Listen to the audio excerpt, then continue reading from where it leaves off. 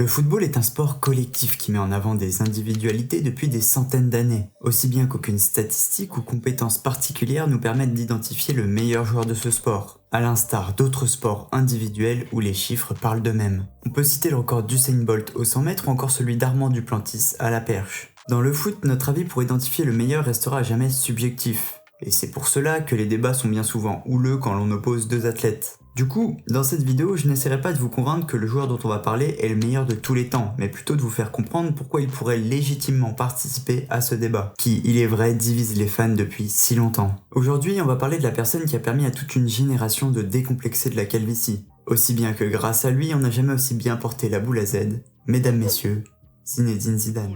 Gioco Zidane in campo aperto, prova ad andare, Zizou cerca il dribbling, Zizou, destro, rete, 3-1, Zinedine Zidane mette la firma. Si Zidane est devenu l'un des plus grands footballeurs de l'histoire, son parcours, lui, n'a pas été un long fleuve tranquille. On va donc s'amuser à brièvement retracer son histoire pour savoir ce qui l'a mené à être encore aujourd'hui l'icône que tout le monde adore 20 ans après la fin de sa carrière de footballeur professionnel en 2006. Au cours de celle-ci, Zinedine Zidane a évolué principalement au poste de milieu offensif central, souvent en tant que meneur de jeu.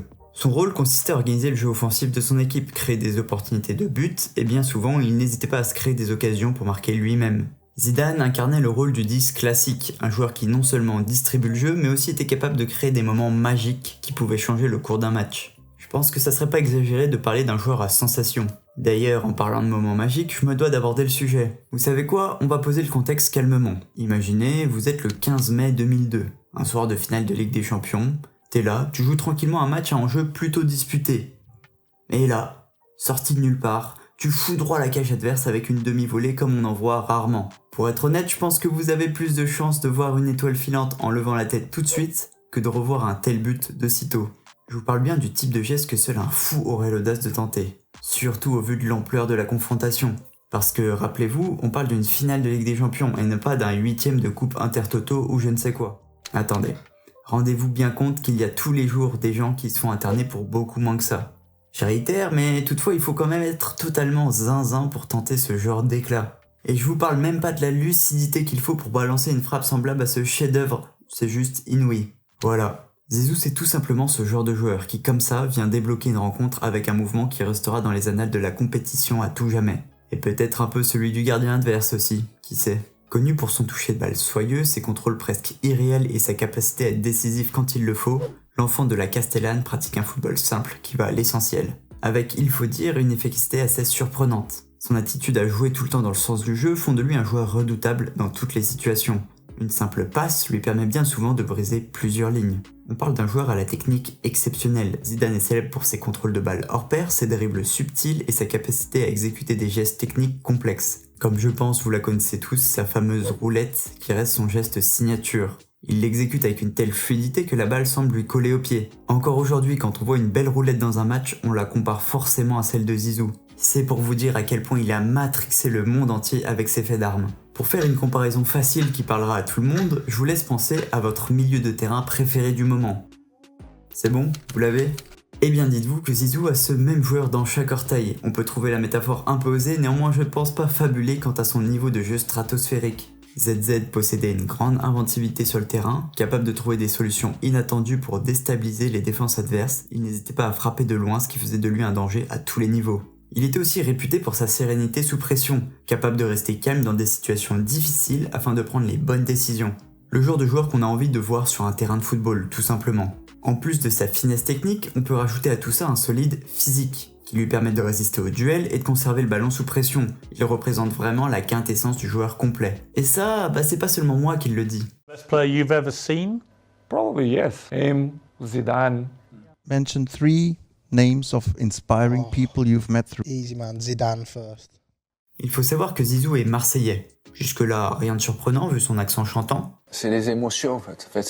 Il a commencé sa carrière à l'AS Cannes à seulement 17 ans. Lors de son passage à Cannes, il était un jeune joueur en pleine émergence, avec un talent évident mais encore brut. Il a su montrer des éclairs de ce qui ferait de lui un grand joueur, mais forcément encore en phase d'apprentissage, son jeu n'était pas totalement abouti. Normal, vous me direz, pour un jeune de 17 ans, même si de nos jours, faut croire que la précocité n'a plus rien d'étonnant. Son temps à Cannes a été déterminant pour son développement, car il a pu évoluer dans un environnement professionnel poser les bases de sa future carrière et attirer l'attention de clubs plus prestigieux comme les Girondins de Bordeaux. À cette époque-là, Zidane doute. Yaz, ou plutôt Yazid. Parce qu'avant d'arriver à Bordeaux, tout le monde l'appelait par son deuxième prénom, Yazid. Et ce n'est qu'en signant son premier contrat pro que refait surface son prénom Zidane. Et ce sera forcément l'occasion pour son coach de l'époque de le surnommer Zizou. Faut dire que c'est un peu là que la légende est née. L'arrivée chez les pros est forcément accompagnée par son lot de doutes. On a su déceler un talent dans ses performances à Cannes, qui lui ont valu un premier contrat pro mérité à ses 20 ans, mais on lui demande maintenant de confirmer. Et tout ce poids sur ses épaules commence à se faire ressentir, aussi bien que ses premiers matchs ne sont pas ceux auxquels il nous habituera plus tard. Non, j'aurais beau essayer, ça ne colle pas. Ça aurait pu coller pour n'importe quel autre joueur, mais en réalité il n'a fallu à Zizou que 2 matchs pour confirmer son image de grand du championnat. Il a franchi un cap important dans sa carrière, devenant l'un des meilleurs joueurs de Ligue 1 et se faisant véritablement un nom sur la scène européenne. À Bordeaux, Zidane était déjà un joueur exceptionnel. Techniquement supérieur, il a commencé à montrer des signes de son futur statut de légende. Son expérience avec les Girondins a marqué une étape clé de sa carrière, où il a renforcé sa notoriété en attirant l'attention de grands clubs européens, notamment grâce à une dernière saison exceptionnelle et un parcours en Coupe d'Europe impressionnant, s'approchant même du sacre européen tant convoité. Malheureusement, ils ont buté à un pas du couronnement, contre un Bayern Munich chirurgical. Malgré tout, Zidane a quand même conduit son équipe jusqu'en finale, notamment après une victoire historique contre le Milan AC.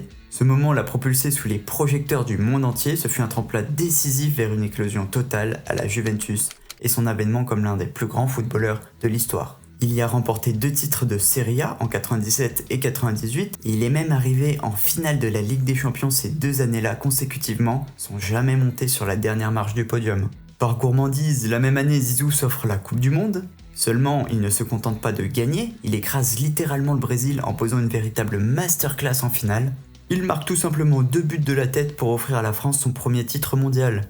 C'est et ça restera l'un des moments les plus mémorables de l'histoire du football français, ce qui lui vaudra forcément un ballon d'or amplement mérité la même année. Après avoir tellement gagné, il ne restait plus qu'un seul défi pour un joueur du calibre de Zinedine Zidane. Le club des grands joueurs. Une concurrence féroce mais nécessaire s'il va aller chercher sa première Ligue des Champions. Parce que, rappelons-le, à ce moment-là, Zidane a déjà perdu 3 finales de Champions League. Dans ces circonstances, ce qu'il lui faut c'est un grand club. Le même club où il n'y a là-bas qu'une seule vérité. Et c'est celle du ballon rond. Pas de caprice de star, pas de joueur plus grand que l'institution, seulement le mérite et la vérité des performances. Vous l'aurez compris, il ne reste plus qu'un seul grand défi pour Zizou et c'est le Real Madrid. Au sommet de son art, il y est transféré pour 77,5 millions d'euros, une somme qui à l'époque devient le plus gros transfert de tous les temps. Malgré ça, Zizou a bien failli tout arrêter la même année. Dans le club merengue, après une adaptation difficile marquée par des performances en dessous des attentes, ainsi qu'une pression médiatique qui impacte directement son jeu, les doutes s'installent. Vous vous doutez bien qu'une arrivée en grande pompe dans un tel contexte est toujours difficile, peu importe votre talent. Il l'avouera lui-même, il a failli arrêter sa carrière à ce moment-là. Mais poussé par ses proches et ses coéquipiers, il a su trouver sa place pour écrire la légende qui est aujourd'hui la sienne. Avec le Real, Zidane a remporté de nombreux titres, dont la fameuse Ligue des Champions qui lui manquait l'année suivante, en 2002. Où il a marqué, on en a encore parlé tout à l'heure, un but légendaire, pour ne pas dire un des plus beaux buts de l'histoire de la compétition. En finale, dans un match encore très disputé face au Bayer Leverkusen. À présent, le monde entier connaît Zizou. Les Espagnols le connaissent pour ses exploits à Madrid, les Italiens pour ce qu'il a fait à la Juve, mais les Français, eux, ne connaissent pas Zidane pour ses aventures en club, ni même pour ses buts somptueux qu'il y a inscrits. Même s'il a joué à Bordeaux en début de carrière, il n'était là-bas qu'une pépite en pleine éclosion.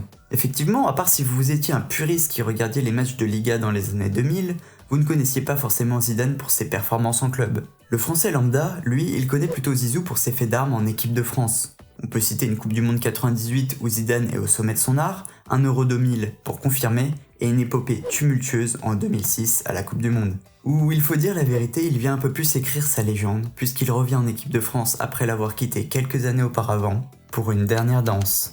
Ah là là.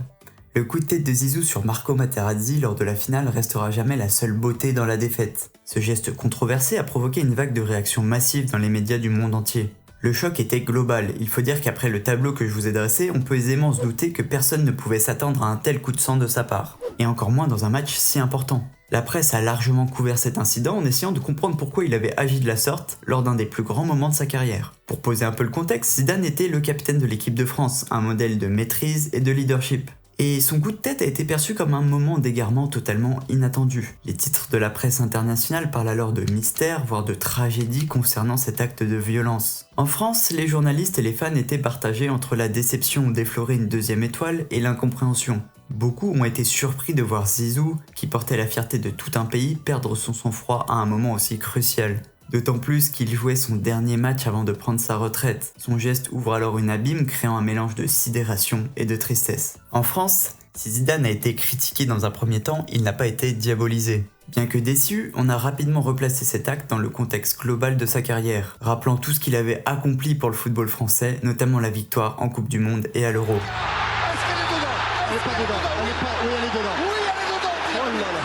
Oui, elle est dedans. Mais quel geste!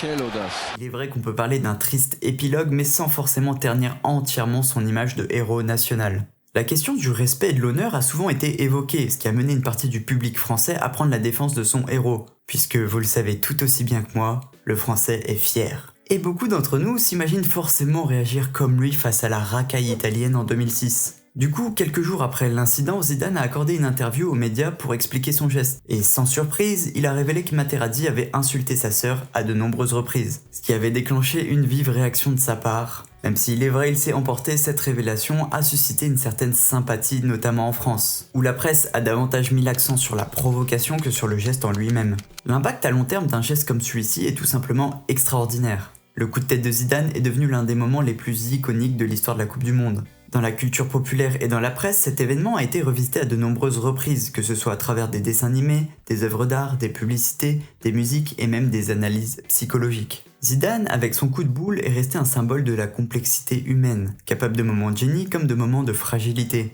À long terme, le peuple a peu à peu pardonné à Zidane. Son statut de légende du football est resté intact. Il faut dire que ses succès en tant qu'entraîneur au Real Madrid n'ont fait que renforcer son image d'icône du football mondial. Vous l'aurez compris, bien qu'il aurait pu devenir une légende détestée du public, privant la France d'un deuxième sacre mondial, Zizou n'en reste pas moins toujours adulé par les Français, car même si son coup d'éclat n'a clairement pas joué en notre avantage pendant la finale, il a su représenter l'ensemble du peuple français à travers son action. Un peuple fort et fier qui ne se laisse pas marcher sur les pieds. Et finalement, cet épisode tragique de la carrière de Zizou ne fait que renforcer son image intouchable de symbole. Ce qu'on a d'ailleurs encore pu constater à l'ouverture des JO de Paris. Le style de jeu d'une élégance rare de Zizou est aujourd'hui en voie d'extinction dans un football moderne qui a évolué dans un sens qui nous rend parfois nostalgiques. Pourtant, nous pouvons bel et bien continuer à espérer, et pourquoi pas entrevoir un espoir de retrouver sur les terrains un tel joueur, puisqu'il se dit qu'un successeur commence à faire parler de lui. Le chemin reste encore long pour marcher sur les traces de son idole, mais pourquoi pas réussira-t-il peut-être à nous raviver quelques doux souvenirs. Ce sont toutes ces qualités qui font de lui l'un des milieux de terrain les plus complets de tous les temps. Voilà, si tu dois bien retenir une seule chose, c'est que Zizou, c'est le genre de joueur qui te refait aimer le football alors que tu n'as jamais cessé de l'aimer.